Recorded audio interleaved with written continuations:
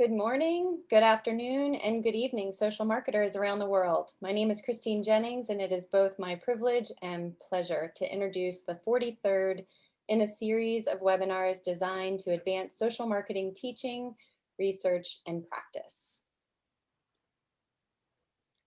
We'll begin in just a minute, but before we do, I'd like to share some information about the International Social Marketing Association, since we're welcoming both ISMA members and people who may be unaware of our professional association. ISMA is a federation of individuals and regional member associations. When you join ISMA, you automatically become a member of your regional association as well. So you get the benefit of international-based resources and information relevant to your region. Together, we can advance behavior change for social good. Our members are change agents from all sectors: behavioral scientists and researchers, psychologists, environmental educators, health communicators, academics, practitioners, and students. Anyone eager to learn new tools to change behavior will benefit from becoming a member. Your membership also includes access to resources such as online training, professional journals, conference discounts when we're able to get together in person again, and our webinar archive. If you're not already a member, please visit the ISMA website to join. We also invite you to join ISMA's annual general meeting. We have 2 sessions to accommodate social marketers around the globe. After a short presentation of our past year's accomplishments, our invited speaker, Dr. Bo Pang, will share a perspective on challenges and opportunities for social marketing in China. It's a good opportunity to learn how your board is advancing the field of social marketing. We will also be welcoming our recently elected president, Jeff French, who's here with us today. I'm also here today with our webinar moderator, Catherine Sadler, and our speakers, Jeff French and Krzysztof Kubacki. Catherine and I have worked to arrange today's webinar, and we'll manage any questions you may have for Jeff and Krzysztof, which we'll be saving time for at the end of the webinar. Today's webinar is being recorded and will soon be available in our members-only archive. ISMA members have access to this webinar archive, which includes records of all of our previous webinars dating back for several years on a variety of topics. We have featured webinars throughout the year on a variety of issues from around the world. And we encourage you to follow us. If you're not getting that news, make sure that you sign up to follow us on LinkedIn, Twitter, or Facebook so you can get those updates. Finally, please make sure as you have questions, feel free to add them at any time. You don't need to wait until the end of the presentation. There's a Q&A box at the bottom of your Zoom screen. Just make sure that you add your question in the Q&A box so that we can manage the questions as they come in. Now I'd like to turn the webinar over to Catherine, our moderator for today's webinar. Thank you, Christine. I'm happy to introduce Krzysztof Kubacki and Jeff French as our featured presenters for today. Krzysztof Kubacki is a professor of marketing and society at Auckland University of Technology. Krzysztof is a marketing and behavior change scholar who has published extensively across several areas of social marketing. Most of his recent focuses are on the identification, trial, evaluation, and critique of behavior change programs. He is also interested in the intersecting roles of ethics, power, and vulnerability in behavior change and social marketing systems. Jeff French is the CEO of Strategic Social Marketing and Professor of Social Marketing at Brighton University Business School. A global thought leader in social marketing, Jeff has published over 100 papers and 5 books. Jeff is the president of ISMA and a member of the European Social Marketing Association Board. Jeff has worked on behavior change and social policy programs in over 30 countries, is the main author of the EU, European Center for Disease Control, Technical Guidance on Social Marketing. We are very fortunate to have them sharing their experience and insights with us in our webinar today. So with that, let's get started. Krzysztof and Jeff, over to you. Thank you very much, Catherine, Christine. Good morning, good afternoon, and good evening, everyone. Good morning from Auckland. I've got a rising sun right behind me. But looking at the list of participants, I can see that we've got participants from all over the world. So welcome. Thank you very much for joining us. So I'm Krzysztof, and together with Jeff, who is based in the UK, we're gonna do this double act for you today, and we'll have a little bit of time for questions at the end. So please do make sure you pose them for us. Now, this year is very special year for us as social marketers because our discipline is celebrating its 50th birthday. Now, I think it is fair to say that we are now a mature discipline recognized for its social impact and contributions across diverse areas of health and wide range of different social issues. Now, what we have witnessed in the last 10, 15 years is a growth of in the number of systematic reviews showing that there is a significant evidence base now indicating that our discipline can be effectively and efficiently used to change behaviors and achieve social goals. So some of the things that we've learned from those many different systematic reviews is what actually works. Sometimes we learn what doesn't work, and often we learn why those things work or they don't work. But while our discipline is maturing as a confident behavior change field, naturally, we also start asking, while we achieving our goals, we also start asking questions about the best way to achieve those goals and what is the right way to use the social marketing tools and techniques, and at what point it's okay to change people's behaviors. And with that growing sorry,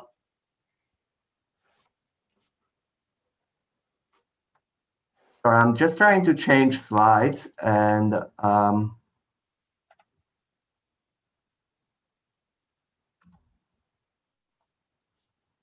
okay, it seems to be working now. Thank you. So with that growing awareness of the effectiveness of social marketing comes certain ethical responsibility. And those ethical questions about social marketing or the use of marketing tools to achieve social goals were raised from the original studies published in social marketing back in the 1970s. And those studies were already asking questions about the ethics of social marketing and the ethics of the use of marketing tools to achieve social goals. And some of the issues that have been raised include the criticism that social marketing can be manipulative. And we have to recognize that all behavior change includes some form of manipulation. We're trying to change individual behaviors, or we're trying to change the environment within those individuals live and work. So inevitably, social marketing would always involve some degree of manipulation. With those manipulation come also the responsibility the responsibility to engage with others and avoid a situation where we know what's best for others. So avoid engaging in a situation when we as the experts or we as people working with the experts in a particular social issue tell everyone else what's the best way to live their life, which often leads to this kind of expert-driven social controls. Experts are important, but at the same time, we do have to recognize that they may have their own agendas, they may have political agendas, and they may have vested interest in different social or health issues. Now, social marketing or marketing, the use of marketing tools generally has been shown also to lead to exclusion or victimization. I mean, one of the classic examples in this kind of conversation is the use of segmentation. Segmentation as a marketing tool is probably one of the most commonly used tools. However, when we apply segmentation tools and strategies, inevitably we're making a decision to include some people, include some target groups, and exclude others. These kind of decisions have inherent ethical dimensions that need to be considered. Social marketing has also been considered to be expensive. Obviously, social marketing campaigns cost money and funding is always restricted. We're talking about public money. And there will always be conversations in the society, on the government, or across organizations about the best ways to invest the limited resources that are available. And inevitably, any social marketing campaign may lead to some form of limitation on the freedom of choice when choices are removed. Now, the last couple of issues that are commonly discussed in relation to ethics in social marketing is exaggeration, where behavior change experts are kind of accused of exaggerating the issues that they're trying to tackle to attract higher levels of funding for their campaigns. So in a way, there exists a market for social issues, and those who make the biggest noise and can make the biggest claim receive the biggest share of the funding. And also, when marketing is done in the global south, there's been a lot of research showing that the use of social marketing or behavior change tools and techniques may resemble the practices of the colonial era, especially when Western governments or Western agencies are involved in this kind of activities. But all of those issues are not new issues. And I would like to just briefly say a couple of words about the report that was prepared by Professor Lynn Eagle over 10 years ago for the National Social Marketing Center in the UK. And that report itself identified multiple issues that have significant ethical dimensions that social marketer should consider when engaging in social marketing programs.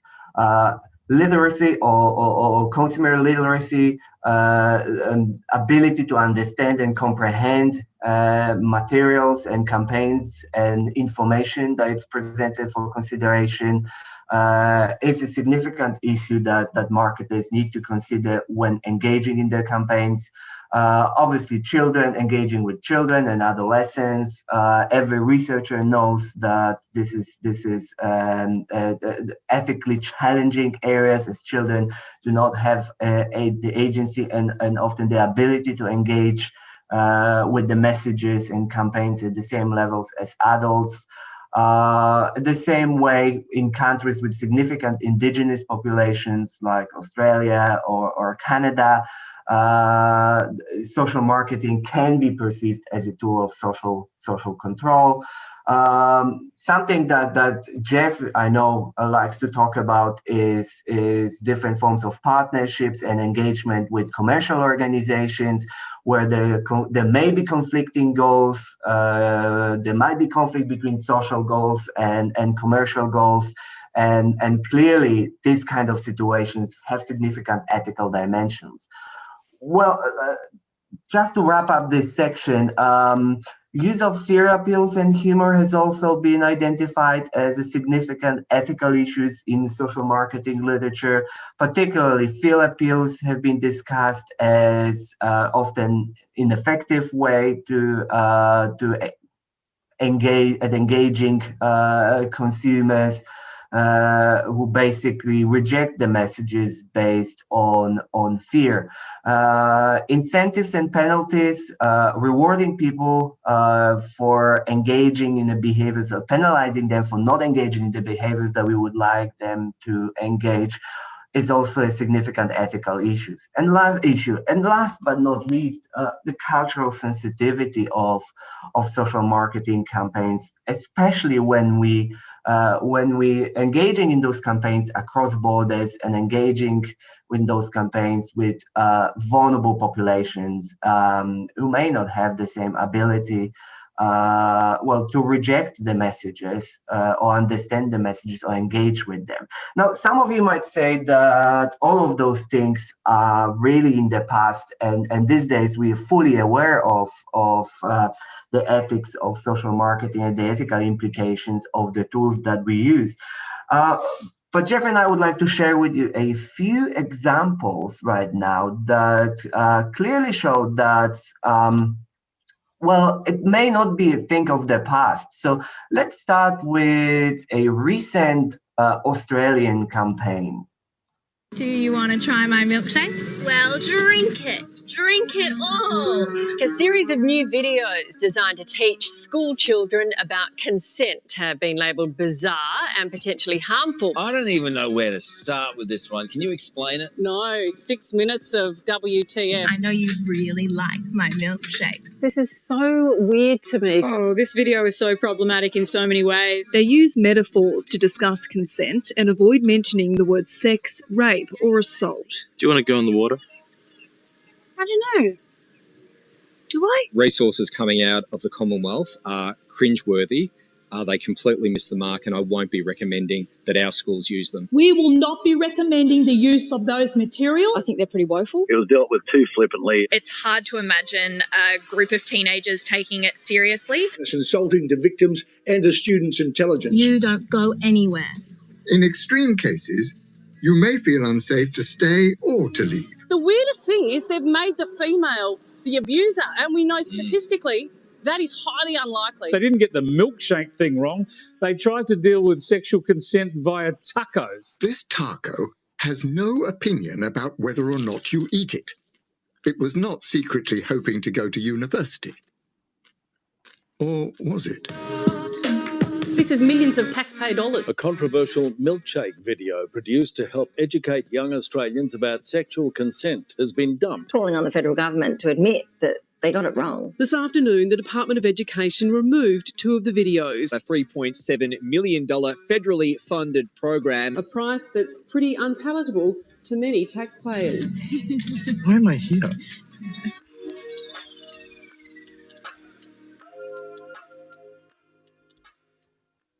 So clearly, quite a few issues that we can see in this bizarre campaign trying to teach school children about consent using tacos and milkshakes. So the list of ethical controversies that have been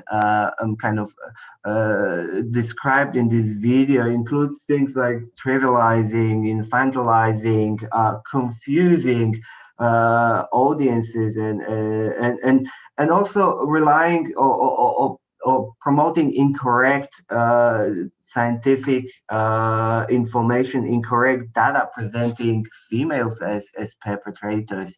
So quite a controversial campaign that created a lot of ethical debates in Australia and beyond the region.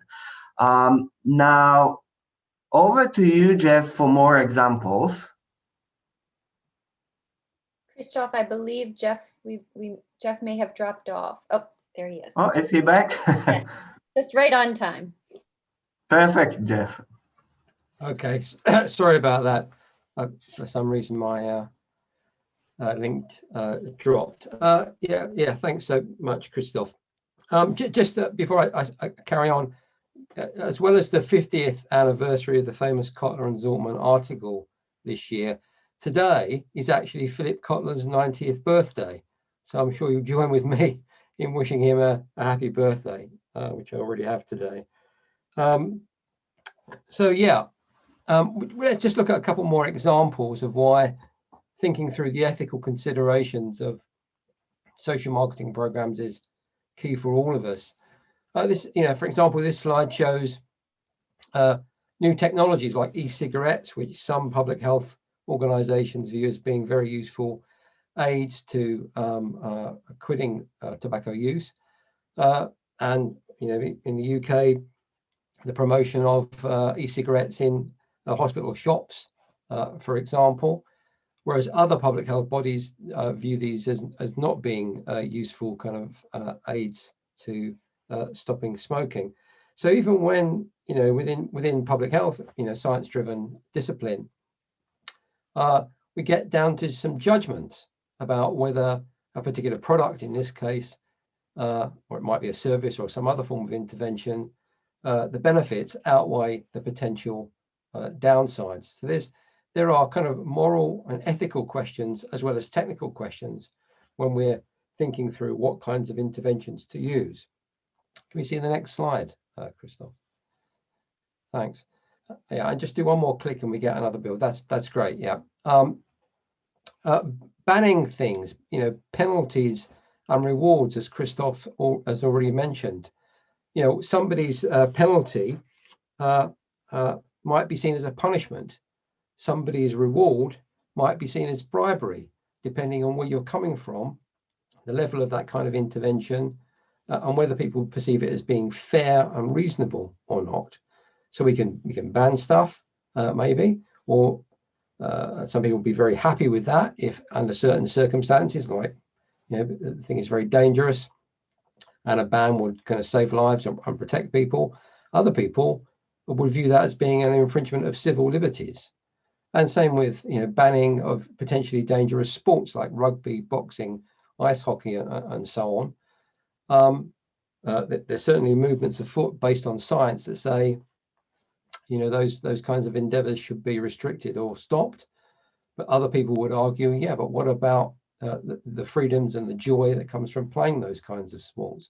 So again, there are other considerations other than just the evidence of something that may potentially create harm that need to be considered. Next slide. Yeah, and again, as Krzysztof mentioned, working with the for-profit sector and even elements of the foundation and not-for-profit sector from a public perspective, when is it acceptable to do that, and on what kind of grounds? What are the ground rules for engaging with people like Coca-Cola, who for many years have sponsored the Olympics and made that event possible, one of the key sponsors? Is that okay? Is that not okay? What guidance and what principles do we look to answer that question before we make a decision to work with for-profit companies or some NGOs and foundations? Next slide. Many of you will know this consensus definition that the International Association for Social Marketing put together a few years back. And I won't go through this definition, but what you can see is that ethical principles are explicitly mentioned in the core of the statement. So this is basically guidance that we must, when we're developing social marketing interventions, address and think through potential ethical questions and how any problems that they flag up might be addressed or how the problems might be mitigated. Next slide.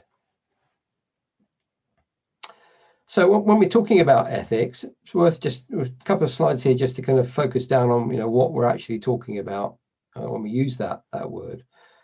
Ethics are essentially about thinking through not just what you're trying to achieve, the ends, the aims, the goals, the objectives, and what the outcomes might look like, but also the methodologies or the means for how do you actually get there. And both the objectives, the ends, and the means are going to have judgments associated with them that are underpinned by sets of values. Next slide. One of the big issues, and again, Krzysztof's already mentioned this, is the issue of power. Some people, when we're thinking about aims, objectives, and the means of delivering them, some people are very worried about the power imbalance that social marketing could reflect, along with other forms of social persuasion.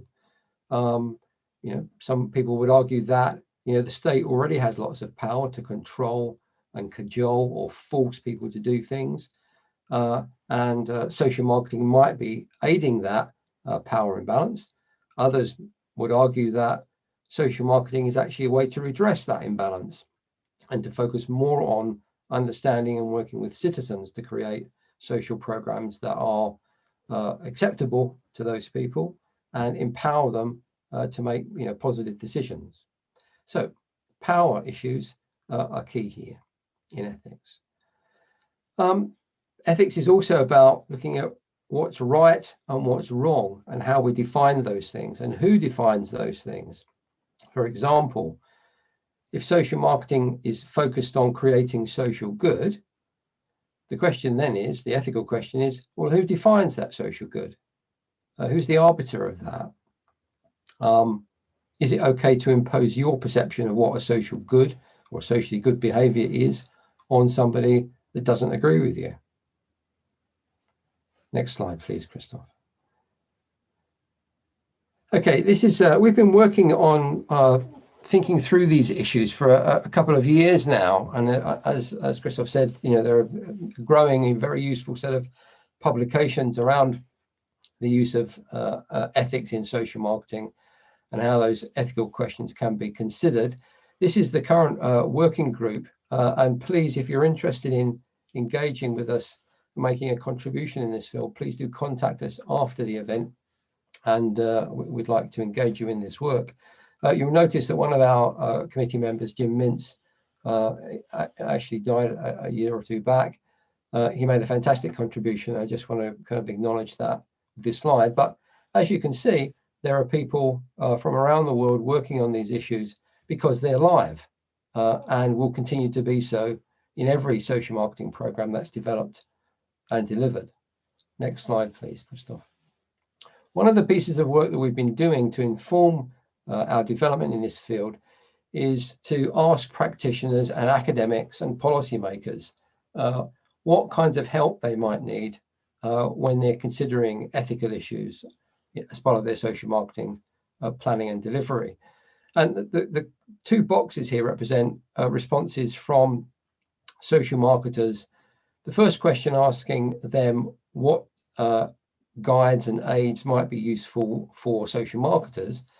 And the second box on the right asks them the same question, but about for them, what would actually help you in terms of guidance around social marketing and ethics. And what you can see highlighted in gold there is universal kind of demand against both of those questions for the development of some kind of social marketing code of ethics that would set out an explicit set of principles that would help to guide thinking through ethical questions that might be associated with programs and what would be the appropriate principles to apply to tackle some of those issues that are identified. So we're going to talk a little bit more about what we've done on the back of that request to start developing a code of ethics, and then I'll come back to you with some suggestions for the next steps. So Krzysztof, over to you. Okay, thank you so much, Jeff. So as Jeff pointed out, so when the social marketing definition was originally developed, I think back in 2013, the consensus definition, it explicitly referred to ethical principles. But those of us working in social marketing immediately picked up that actually we do not have any document that would explicitly state what those principles are. So Jeff, I, and all the other colleagues listed a few slides ago started working together to develop those principles. So initially, we looked into resources already available out there, different codes of conduct, statements of ethics, principles across different professions, because there's quite a lot of that material available. And why reinvent the wheel if something perfectly good may already exist? So we went through all of those different frameworks and resources, and a couple of things particularly stood out. It's the Principles of Biomedical Ethics, probably one of the oldest documents that talk about ethics in a very specific professional context, and this particular document has been used quite widely and informed the development of a lot of other ethical statements. Another one is the Global Code of Conduct for Research in Resource Poor Countries, which specifically deals with an issue of ethics dumping. So when ethical problems and challenges are outsourced to countries or places where they may not be subject to the same level of scrutiny as they would be in home countries. And ethical principles and those frameworks provide a very useful generalized kind of approach within which particular ethical dilemmas may be analyzed. But the challenge here is that they do not always, or they are not always directly applicable to the social marketing context, the type of challenges that social marketers face, or the type of tools that social marketers use. So in a nutshell, they have been developed for a different purpose. So we also looked at into our parent discipline, marketing, and the American Marketing Association's ethical norms, and they explicitly define 3 norms: do no harm, foster trust in marketing system, and embrace ethical values, with a specific list of those values. And again, we found it very, very helpful, but at the same time, we recognize that that particular framework was written very much with the commercial marketing in mind, and a lot of statements within the framework are a little bit harder to translate to social marketing context. So, for example, the AMA's ethical norms explicitly talk about serving the needs of customers, but we know it's a little bit more complicated in social marketing when we start to think about who our customers are. Are those the clients that provide the funding? Are those the target populations that we selected for the interventions? Or is it the wider society? Or how about the groups that have been excluded? Are they also to be considered as our customers? So just simply serving the needs of customers may be right for commercial marketing, but it's a little bit simplistic when it comes to social marketing. So we've decided to approach this problem or this challenge with this kind of slightly different framework in mind. So this framework starts with a very micro level of ethics and more interpersonal morality as something that happens at an individual level. So who we are as individuals, our values and principles, and how they inform our behaviors and decision making as professionals. So who we are as individuals fits into a larger level kind of framework that focuses on professional ethics. And our code of conduct, or our statement of ethics, is positioned at that professional level. But that's also related to the kind of global view of ethics as a societal issue. And when we think about ethical challenges and the decisions that have to be made about when society comes before self. So our statement is very clearly positioned at this middle level, yet interacts with the broader global ethics as well as individual morality.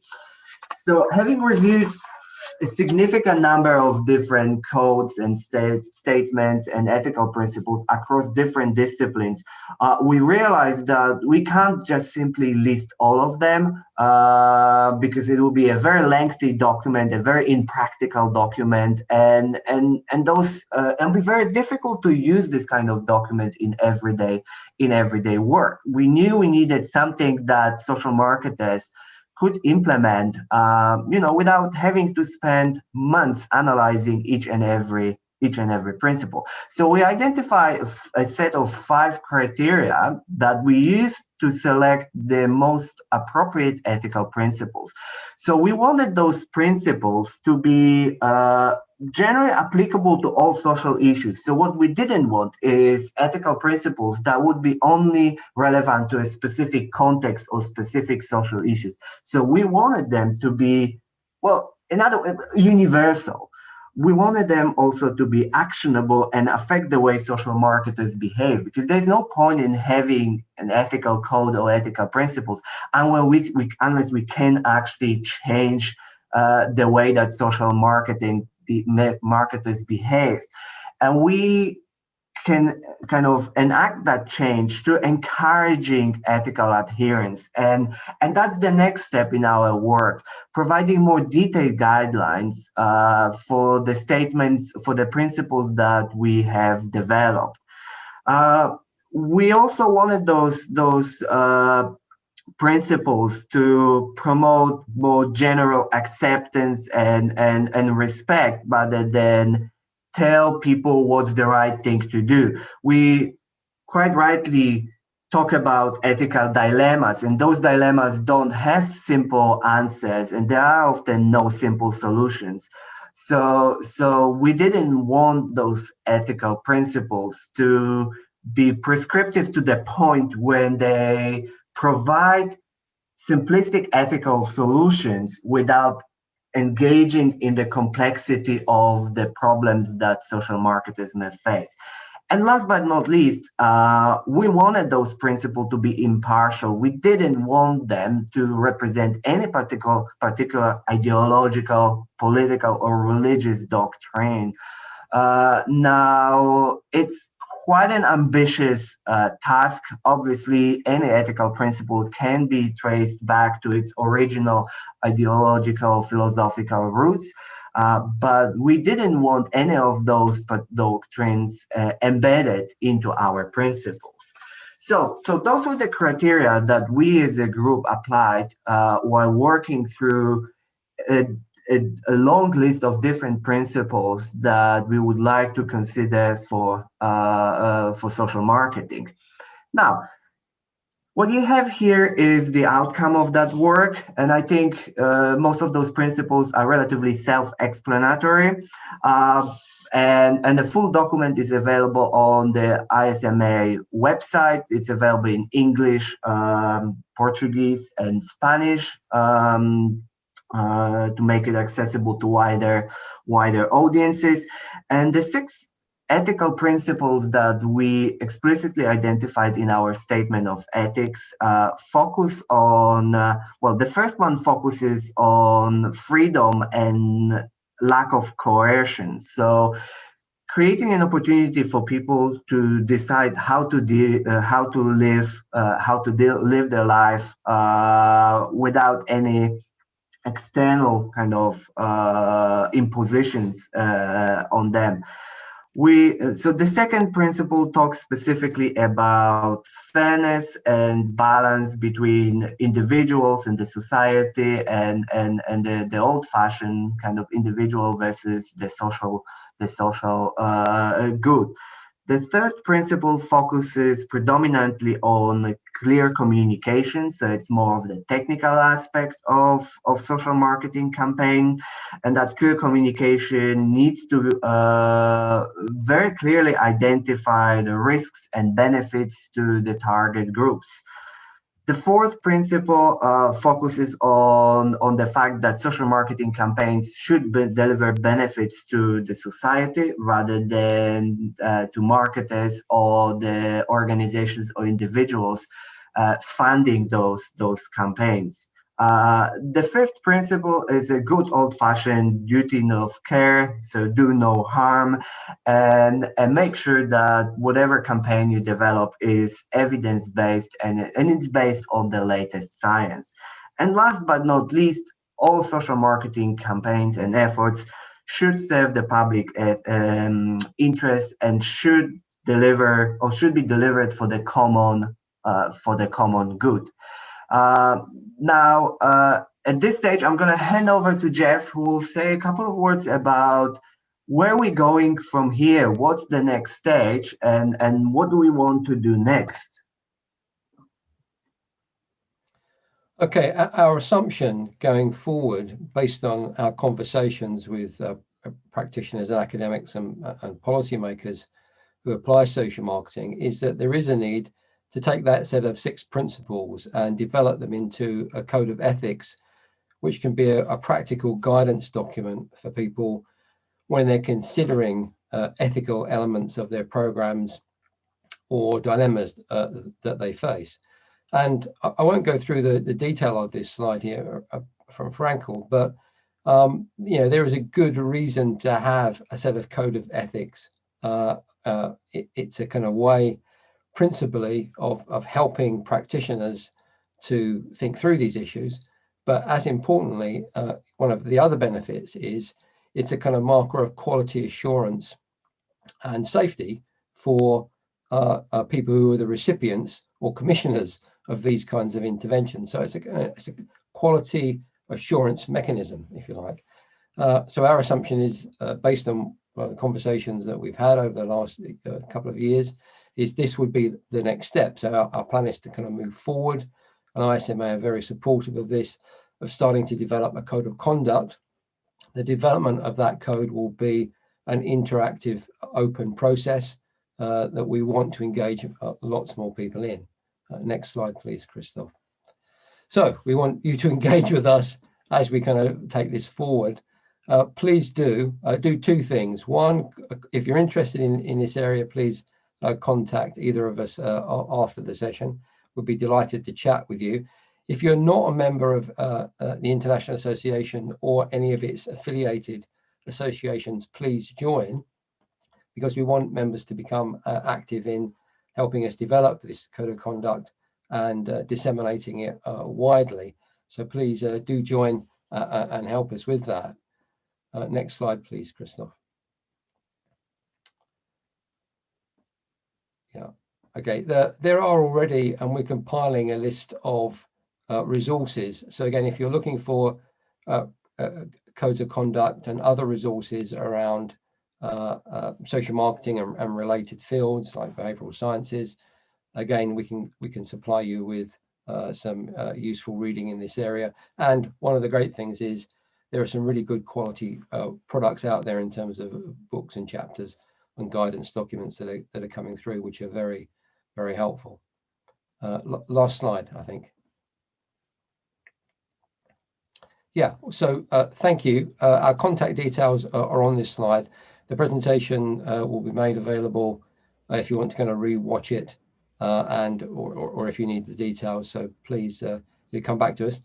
So I think what we want to do now, we've got a few minutes where we can answer some of the questions that I know are coming in, and talk through any of the dilemmas or challenges that you're currently facing or feel that you may be facing in the future in relation to social marketing ethical questions. Thank you. Jeff and Krzysztof, thank you again for a great presentation and a lot of good information.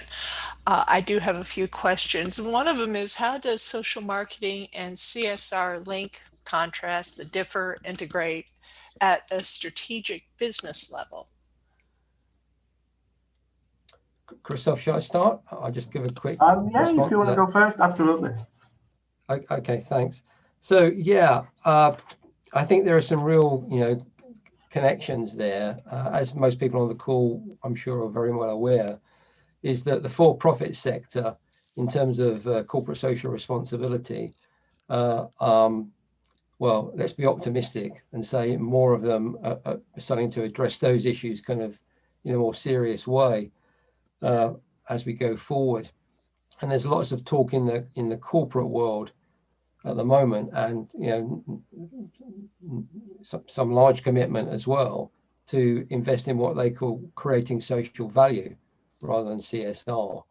And over the last year, 18 months, again, lots of discussion in the corporate world around what they call company purpose, which is more than just creating shareholder value or profit. It's also about making community contribution. So I think, there's an opportunity to connect those worlds. But again, there's nothing unique about working in the for-profit sector and seeking to do good, because once you decide you're going to be doing that, you're going to run into ethical questions. It doesn't really matter where you sit or what the primary motive for your organization is. If you decide you want to engage in social marketing programs, then we're all in the same tent together.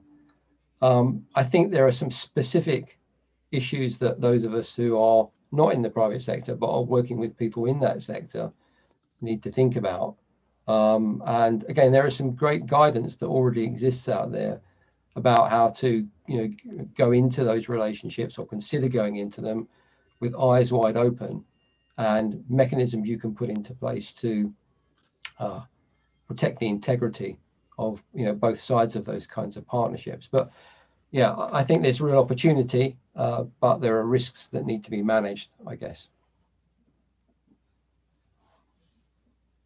Krzysztof, I don't know whether you want to add. Just very quickly, I think there are similarities between CSR and social marketing in a sense that they both they both focus on social causes and the social good. But I think there's also some important differences. So as far as I'm concerned, I'm more of a purist, and to me, social marketing should focus specifically on social goals and shouldn't be driven by any commercial objectives.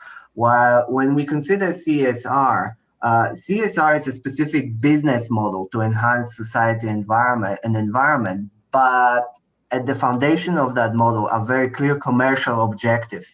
So social goals are selected for the ability to contribute to those commercial objectives.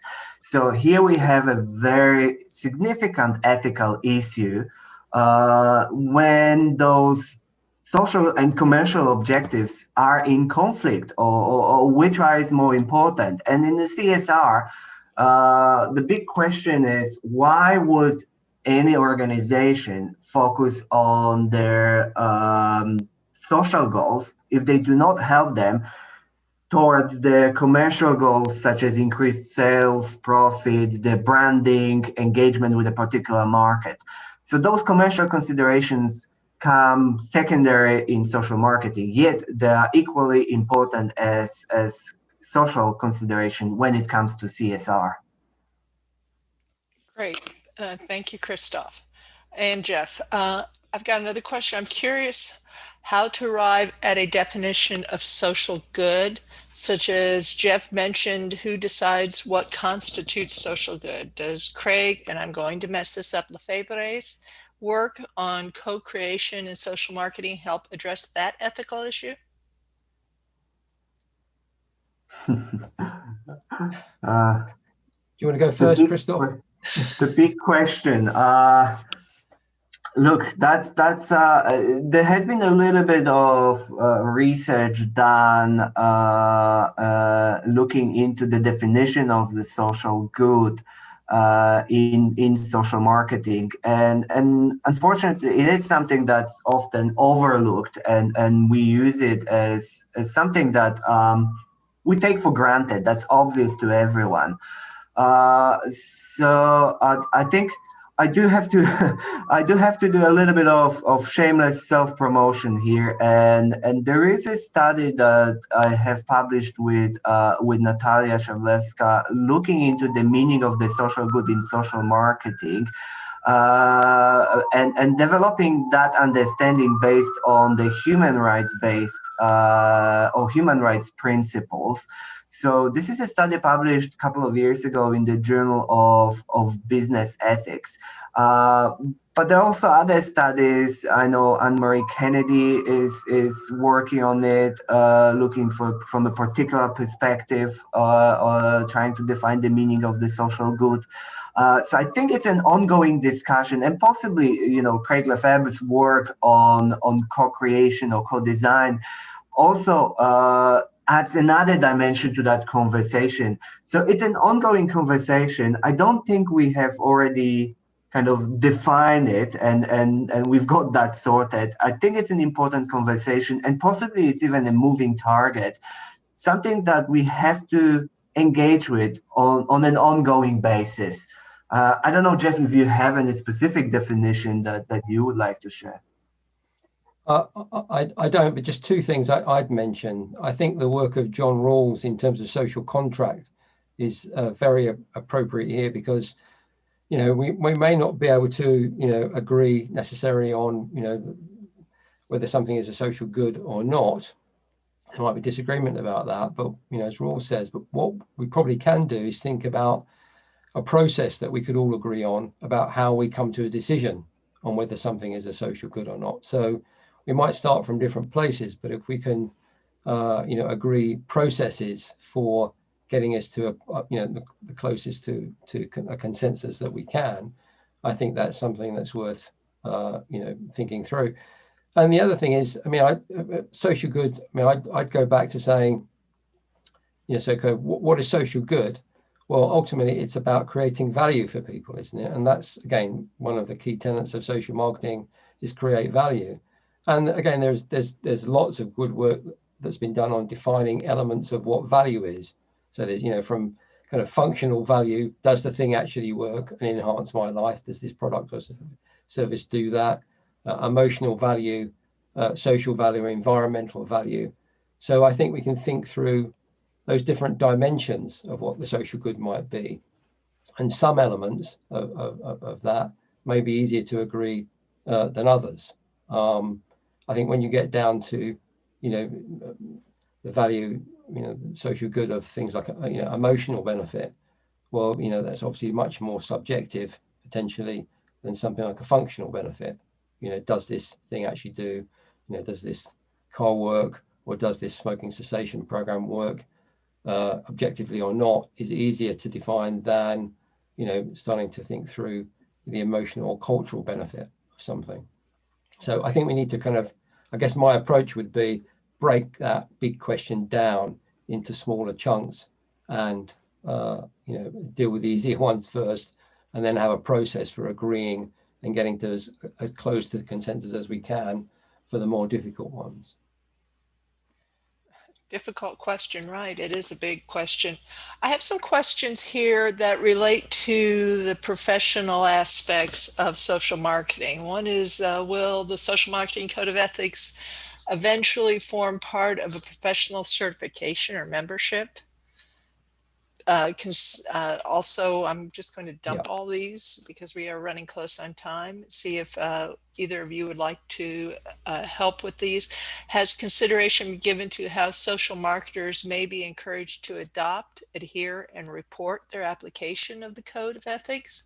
Or should the social marketing field be regulated, such as issues faced in the commercial field of marketing, types of regulation? Yeah, I'll give my view quickly on that. I think that would be the traditional path down which a profession would go. It would move towards some kind of regulatory certification to practice. But I think we're probably a way off that as it stands at the moment. And if we decide, which we may not decide to go down that route, that there's a huge amount of work to be done in terms of engaging and taking the profession, however we define that, with us. So that would need to be a collective endeavor if in fact that's something that people wish to do. But having a code of conduct, the very nature of that thing exists, then somebody can say, well, this person is in breach of that code, and what should happen about that? So there would, we would need to think through, if we're going to develop a code of conduct, so what would be the result of that? And how would any, challenges or complaints be dealt with? So there are organizational, considerations, as well as, the principles of actually having a code of conduct and whether that's a good thing or not.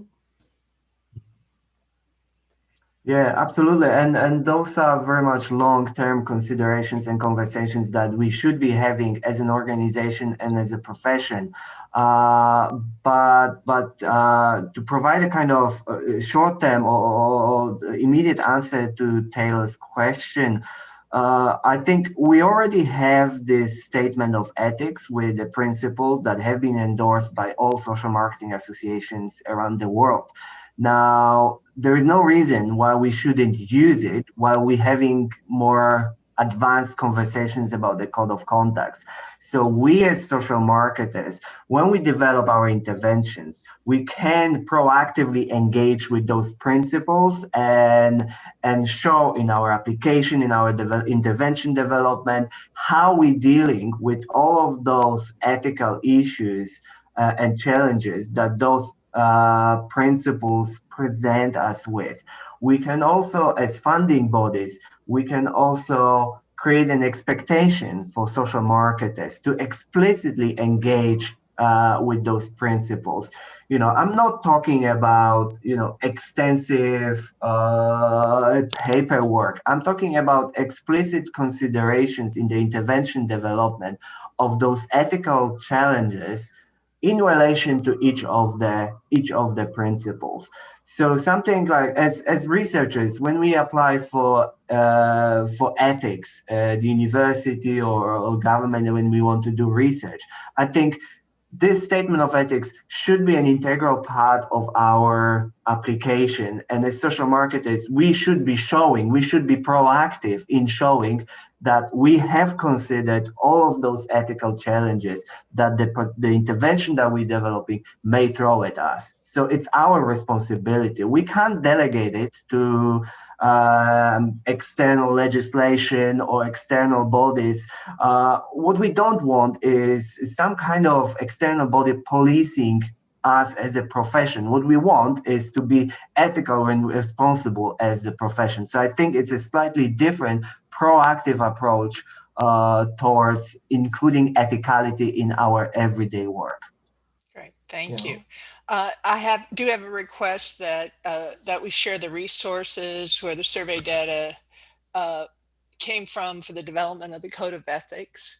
So hopefully we can get to that as a written answer. And I am going to thank you both again for a great webinar and turn this back over to Christine. Great, thank you.